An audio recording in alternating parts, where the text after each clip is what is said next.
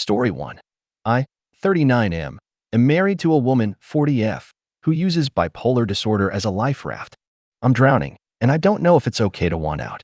How do I know when it's time to end it? My wife was diagnosed with bipolar disorder about 15 years ago. I knew this when we first started dating, and we'll be celebrating a decade of marriage this September. But what I didn't expect was to feel like I've been emotionally held hostage for all these years.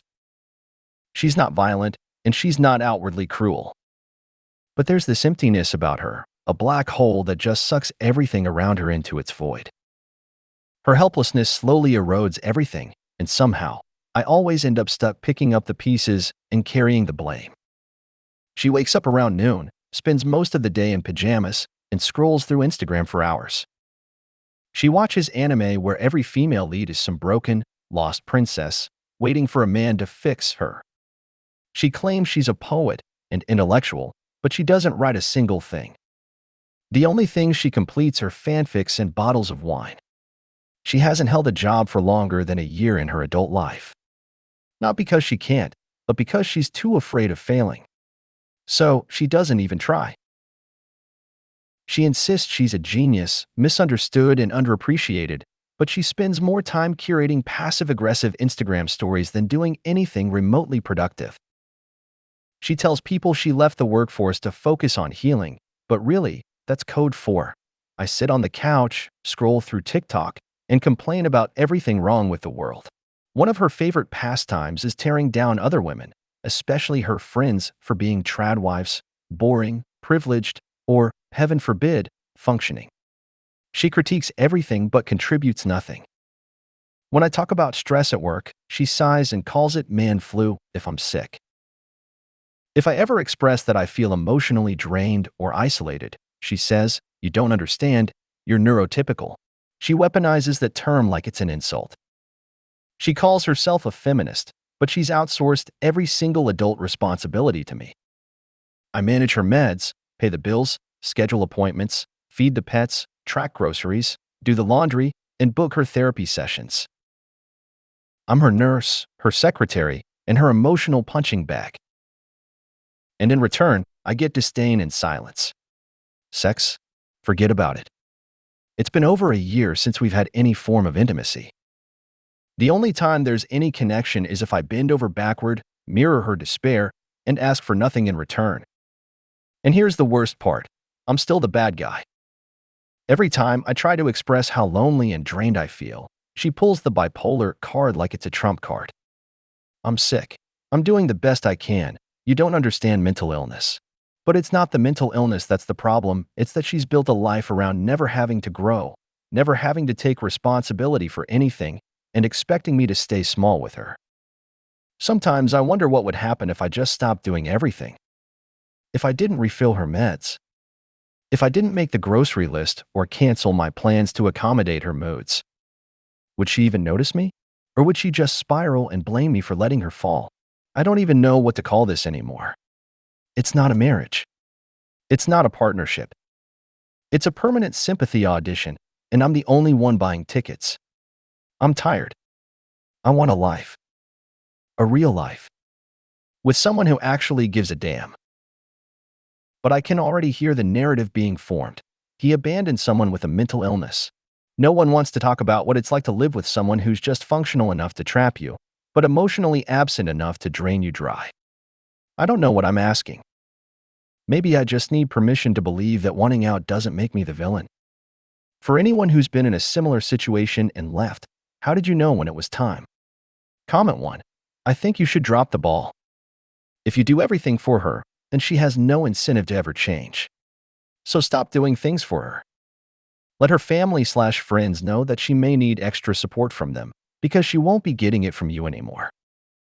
Talk to a divorce lawyer and work your way through the logistics of separating your life from hers. You've only got one life. You're not going to get another turn at the end if you waste this one feeling miserable all the time. Comment 2. You're not the bad guy for wanting out. You're not her husband. You're her caretaker, and this arrangement suits her just fine.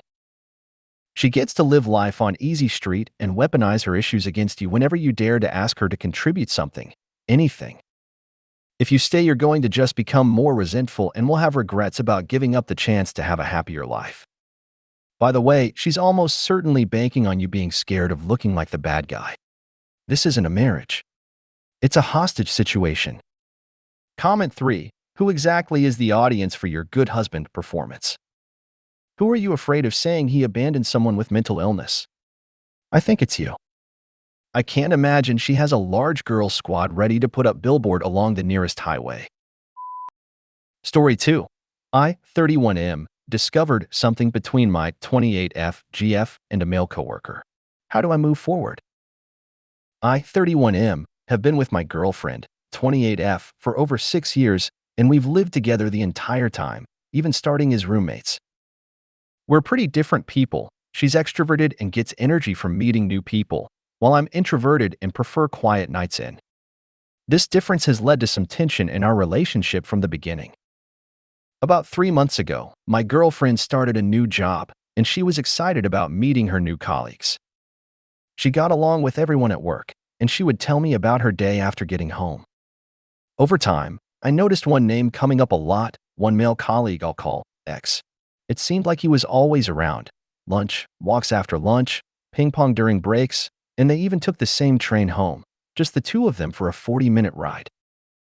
One day, she casually mentioned that a colleague had asked her to go to a vintage clothing store on Saturday. It stood out to me that she said, a colleague, instead of using his name, especially since I knew most of her colleagues' names. I didn't immediately ask who it was, as I didn't want to sound controlling, but a few days later, I did ask. She told me it was him, X. I thought it was weird. Why would they go shopping together? The day of the outing came. Before she left, I asked again what she would be doing. She only mentioned the vintage store but added they might go to several. She grabbed a tote bag with an outdoor blanket and a camera, things I wouldn't think to take for thrifting. She left around 10 a.m. and came back at 6 p.m., telling me that X lives an hour away. When she returned, she said she noticed I seemed uncomfortable, which I was. I asked her what they did, and it turned out they drove to his apartment, had coffee, went shopping, got food from the supermarket, went on a walk, had a picnic, and then went back to his place for more coffee. At this point, it sounded like a full-on date. I asked her how she'd feel if the roles were reversed. She admitted she wouldn't be comfortable with it either. That night we talked, but there were no huge arguments. However, the next morning, I looked at her phone's lock screen, something I've never done before or since, and saw a message from one of her friends asking how her day with X went. The message was in all caps, which to me suggested excitement. If the day was just a normal outing, why would she have been telling her friends like this? I didn't confront her immediately, but the next morning, she started by saying X had been giving her emotional support, and they had a lot in common. She said she just wanted to see if they could be just friends. She assured me nothing physical had happened, and I believe her. But this was a huge shock, and we spent the day talking through everything. Later, I asked her if she'd ever deleted any messages, and she admitted she had. She deleted a conversation from her work phone because X had sent her an inappropriate message, something about dipping his balls in chocolate after she sent him a recipe. She said that was the only inappropriate message, but I wasn't sure I believed that was the only instance. She also mentioned that X had a girlfriend, but that she thought their relationship was probably on its way out. This raised more questions for me. We talked about what's appropriate in a relationship. I feel that if you're in a committed relationship, you should do everything you can to protect it, like not spending time with someone you might be emotionally attracted to.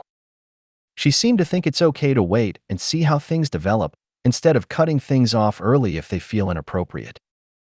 She's expressed regret for risking our relationship, saying there are no romantic feelings for X, but still struggles with figuring out what's appropriate in terms of keeping in touch with him. Now, both of us are reevaluating our relationship to see if we want to continue. I think she wonders if someone more similar to her would be a better fit. I still love her, but I'm confused about what to do next. If we break up, my life will change dramatically. I'd quit my job and move back to my home country, something I've considered doing with her. But my uncertainty might mean I'm willing to try to fix things if she is. I recognize that I could have done more in the relationship, and may not always have been open to the conversations she wanted to have, but I don't think I'm the villain here. How do I move forward? Should I ask her anything else? Is this something we can overcome? Comment 1. She went on a full-blown date to test out if she would like another guy better. That wouldn't be something I put up with. Comment 2. So she decided to blow up her 6-year relationship for a guy she knew 3 months. Emotional affairs are still affairs and they met alone, so chances they were physical. Not only this, but her shitty friends actively encouraged her to cheat on you? Be glad you aren't married with kids and break up. You don't need these toxic people in your life. Comment 3. With all due respect, grow a spine, man. Story 3. My 18F BF 19M forces me to apologizes for everything. So, here's what happened last night between me, 18F, and my boyfriend, 19M. We were on call, watching Peaky Blinders together, and had it synced up on our screens. About 5 minutes before the episode ended, I was just lying down, and my phone mic must have been pressed against my blanket, so it made that muffled sound when you move your phone around. My boyfriend immediately asked to pause the show. We counted down from 3 and paused it together, but then he said, "What's that muffling noise?" I told him it was just the phone against my blanket, and I would move it. I thought that was the end of it. But then he started accusing me of not paying attention. He said he could hear me moving around, but I wasn't moving at all. I was literally just lying there watching the show. I told him I was paying attention, but he insisted that I wasn't because of the noise. The sound had only been there for a few seconds, but he was acting like it was ongoing. Then he said, "Let's go back 5 minutes, you need to pay attention." I thought that was pretty ridiculous, but we went back and tried to restart. I counted down like we did before, and he freaked out saying, "What are you doing? Why are you rushing me?" I honestly didn't know what else to do. I was just trying to sync it up again. He got upset and said he needed to go to the kitchen for a few minutes to think. When he came back, he started pushing me to apologize for everything, asking me to apologize for the smallest things, like counting down without asking him first, or moving around when I wasn't even moving. I apologized just to end the tension, but he said my apology sounded insincere, like I was only doing it to stop him from being mad. Then he said, "We're watching the whole episode again because you ruined it by not paying attention." But I was paying attention. At first, I argued that I didn't want to watch it again because it felt like a waste of time, but then I gave in and said I would watch it tomorrow. That argument ended up becoming another issue. He started calling me an immature bitch and kept demanding apologies. Say sorry for counting down when I wasn't ready. Say sorry for moving around. Say sorry for arguing. I tried to defend myself, saying I wasn't doing anything wrong, but he just kept going. Eventually, I stood my ground on some things, but I apologized for other things, probably more than I should have. Then he ended the call, but tried to call me back, demanding another apology for not picking up the phone. I was ignoring the call because I didn't want to keep talking to someone who was acting like this. He kept pushing me to apologize, and I refused to say sorry for that. Eventually, he hung up again. He called me about half an hour later, and when I was messaging my mom, I told him to give me a minute. I thought it was reasonable, but he got mad, saying, "Why are you rushing me?" and said he was in the mood to apologize, but now he's not because I pissed him off. I tried to explain that I didn't mean it in an aggressive way, I just wanted to finish what I was doing before talking. But after everything, it felt like he was flipping the situation onto me, making it about me upsetting him when he had been the one pushing me the entire time. So, did I mess up here? Was I in the wrong? Or could I have handled this better? Comment 1. You need to break up with this dude. He's insanely controlling. Comment 2. OP. I have domestic violence expertise. This is the beginning signs of abuse. He will eventually physically abuse you. Please break up with him, block him on everything, and get support from friends and family, because in my experience, someone this controlling will come back all tears with presents and love bomb you after a breakup to try and convince you to come back. Having support will be key. Comment 3. Immediately break up 1 with him, and 2. your post into paragraphs. Comment 4. You're very young and have your whole life to experience joy. Don't let this miserable prick suck you dry of it for years before realizing that he's an insecure little controlling man. Leave him and go be happy with someone that has emotional intelligence. He's also very young, and I hope that he realizes what he's becoming and work his stuff out. But you aren't his mom or his therapist. You shouldn't set yourself on fire to make others warm. If you made it to the end of the video, thanks for watching. Don't forget to like, subscribe, and share, and we will see you in the next video.